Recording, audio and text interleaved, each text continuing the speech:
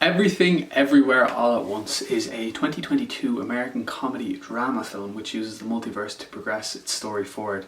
It's written and directed by the pair affectionately known as the Daniels, alongside producers Anthony and Joe Russo. The plot focuses on Michelle Yeoh's Evelyn, who comes to understand that the multiverse is real and she will need to use the power of it if she is able to defeat a powerful being who's trying to destroy everything. Also starring Stephanie Hsu as Joy and Ki Hui Kwan as Waymond, who round out the family unit along with you. Then Jamie Lee Curtis's Deirdre is an IRS inspector. The directors began working on this idea back in 2010 and were concerned as the years went by that their multiverse concept would no longer be original, because we've had Spider-Man Into the Spider-Verse, some of the Marvel films themselves have dealt with the concept of the multiverse with the likes of Loki.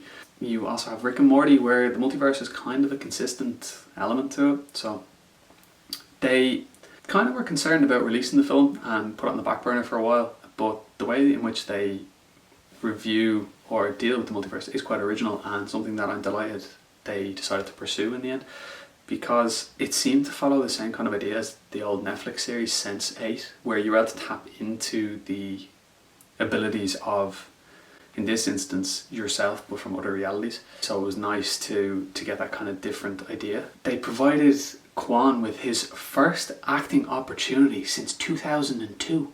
Like nearly 2 decades, and the man has gone on and won a Golden Globe, and his favourite to win an Academy Award.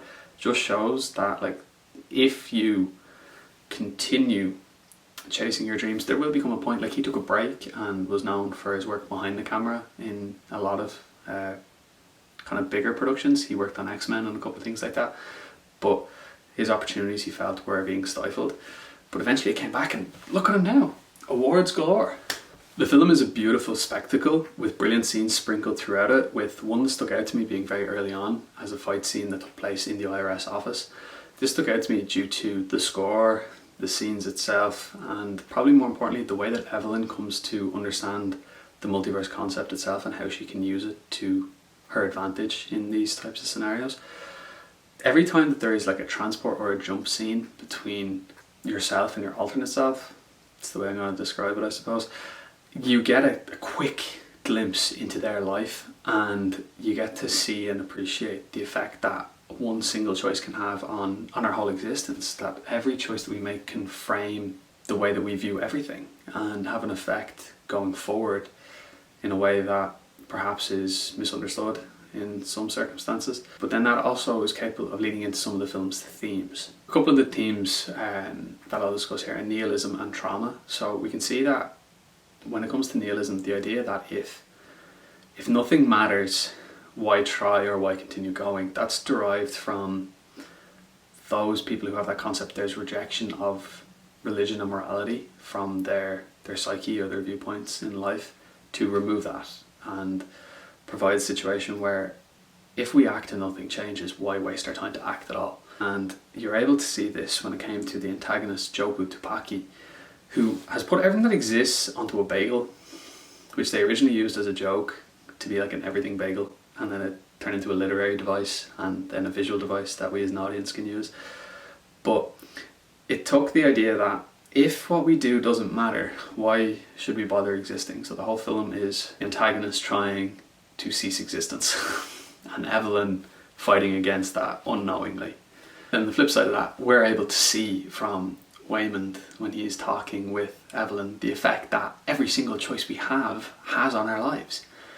What we have as our main universe in the film, it's described that every parallel universe that exists around us is one in which the degree of separation or degree of difference from choices is very minimal. And the further you get away from your reality into other realities, the more changes that take place, demonstrating that all of our choices do have an effect. It's just a case of how much of an effect it has is completely dependent on the situation itself or what kind of choice you're after making.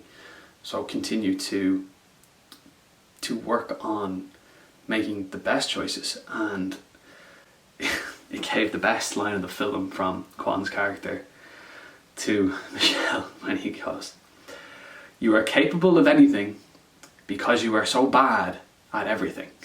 Then on a smaller scale, we have generational trauma. We have Evelyn, who's unhappy that her father allowed her to leave her hometown at such a young age and develop a life out in America for herself.